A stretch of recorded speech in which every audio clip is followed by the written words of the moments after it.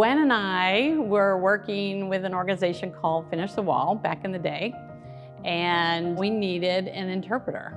And so Maria and I had served on a church together, on church staff together. I called her and just said, hey, we need an interpreter in Honduras. Will you come down to help us?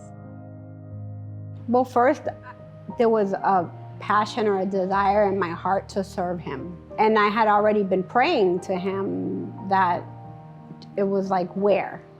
Where do you want me? What do you want me to do? When Maria first approached me about the opportunity to serve and start a ministry, at first it was scary, but at the same time, who am I to say no? When you're thinking about doing the Lord's work and serving people, I could not be the one to say no. Just having the heart, that open heart, to know that that's what I wanted, that's what God needed in order for him to move to the next step. She started sharing what God was laying on her heart about ministering there in El Aden. She said, but she didn't know what that meant or looked like. And she would have to have a CPA, she'd have to have an attorney, that cost a lot of money. And she was just, in the middle of that decision thing. And I just stopped in the middle of the dirt road and I said, well, my husband's a CPA and our son's an attorney, and that's not a problem. They'll do it for nothing. I had never met Maria, but she sent me some emails and information what she wanted to do, and I helped them set it up with the state, and also got the nonprofit status. And Maria opened a bank account, and we got it going. We were in business in 90 days. So that's how Glow started. We worked with one pastor for a while, and we learned a lot. We made a lot of mistakes, but eventually we kind of got our legs under us and knew what God had called us to do.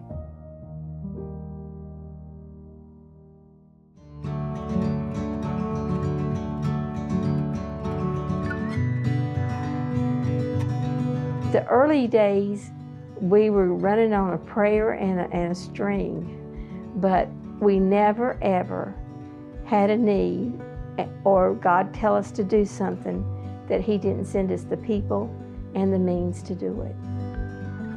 From the beginning, just like the soup kitchen, times where I was like literally on my knees saying, Lord, are we gonna have the money to send for enough to feed? And we were like, what are we gonna do? And Gwen's here saying, Maria, let's just give God a minute, and you do give God a minute, and then he shows up.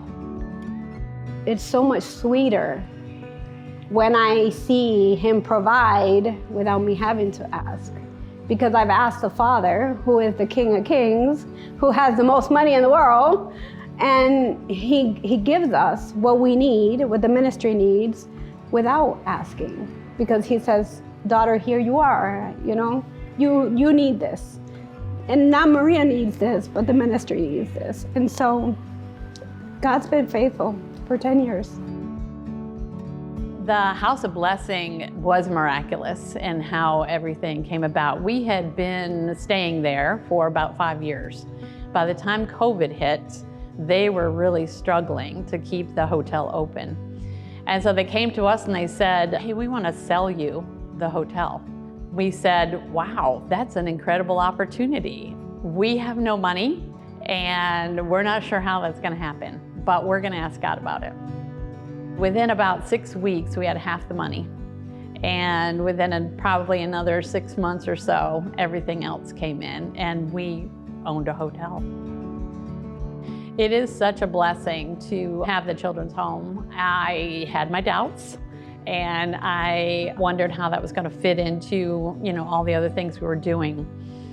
But it just really came together, another God story. And Maria was adamant also from the beginning that this was not going to be an orphanage. And she wanted to be a very home-like atmosphere, being able to live as part of a real functioning family.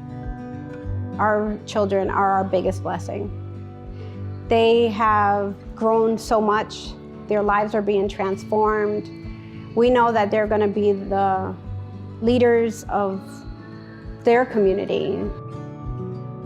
We didn't have any idea that the children would have the profound influence on our mission teams that they did, but we did not realize how much people would love them and fall in love with them and be concerned for their welfare, and that when people come back, that's the first they want to see the children. And you know, when you see the children, they just absolutely just embrace you. They almost knock you down trying to get to you.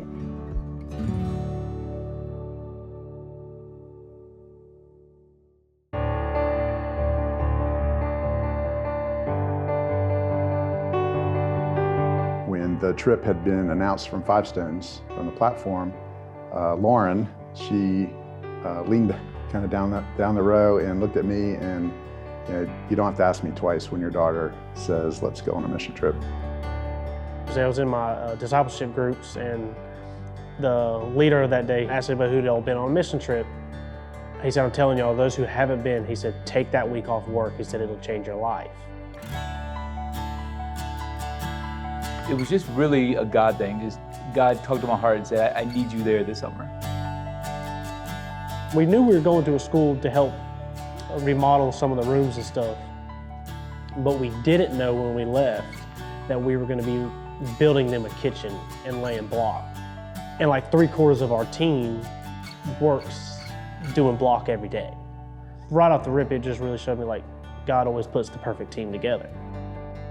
You go down on mission and you've never been, you're like, all right, we're going to go and help these people, on mission, and you're the one getting mission. You're the one getting the work put on to you. You come back very humbled. As many know, there's nothing that kind of prepares you for the beautiful people, the home they call House of Blessing, with the kids, with the staff. We consider everybody in Honduras as family. It's just very powerful. The light they bring into your life, it's just loving. Like, they show love with everything they do. By the end of the trip, I'm bawling my eyes out because I don't want to leave anybody. One thing I love about GLOW and how Maria has run GLOW is everything they do is bathed in prayer. Our churches are our arms and legs, and because they know our heart, they know everything about us. You know, when the teams come, they are able to share the love of Christ. They're here to share the gospel. My first thoughts was that I really didn't think there was much that I could do, but my daughter having the ministry, I decided it was about time for me to go. Oh my God, did it turn out so differently of what I thought. I thought I didn't have enough to give, but the Lord taught me there was still a lot that I could do. Just going out of your comfort zone there and experiencing things in the moment, experiencing the people, connecting with them, and hearing their stories and what God has done in their life just shows you how big God is, and being able to see God work right in front of you and to see other people's faith despite how little they have or what they're going through, that alone strengthened my faith immensely. As a dad, a blessing beyond words to be able to experience this with my family. And this was from a picture from a previous trip of Lauren's, the women holding on to Lauren's head, and again, the tears are just flowing down her face. It was special to me as a mom because somebody else is praying for my child. And there's nothing better, and it's somebody in a whole different part of the world, and again, it's a family thing, and you feel it immediately. I think going down there and seeing people truly love the Lord with the little physically stuff that they have really puts into perspective like all the things that I do have that you take for granted. GLOW is an integral part of my entire story. It has shown me that God's made us all for so much more, and there's so much more to this world than what's in front of us, and how what we want and what we do is very little to what we can do or who we can be to somebody else.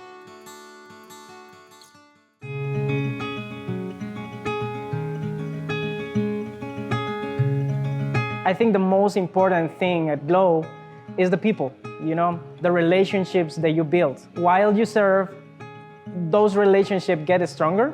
Suddenly, you are part of the Glow family. Thank you for believing in education as a tool that transforms lives.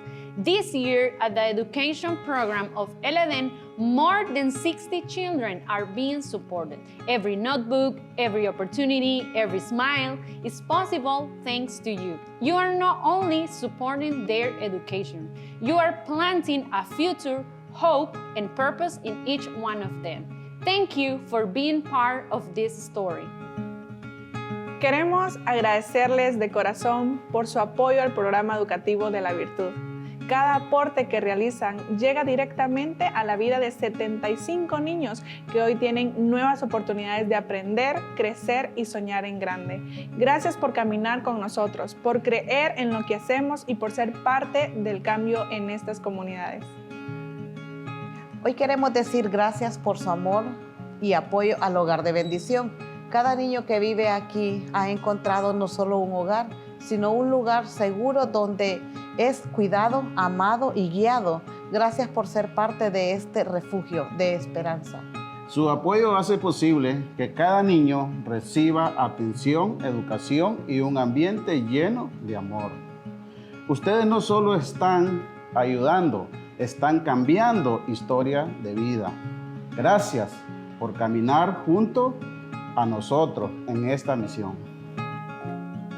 Being a part of Glow's family is the privilege of my life. I feel so honored just to be a part of everything that God is doing throughout this amazing ministry. But the other big thing, is that while you are serving, God is always working in your life. You are a witness of miracles, daily miracles. There is always a need, but there is always provision from God.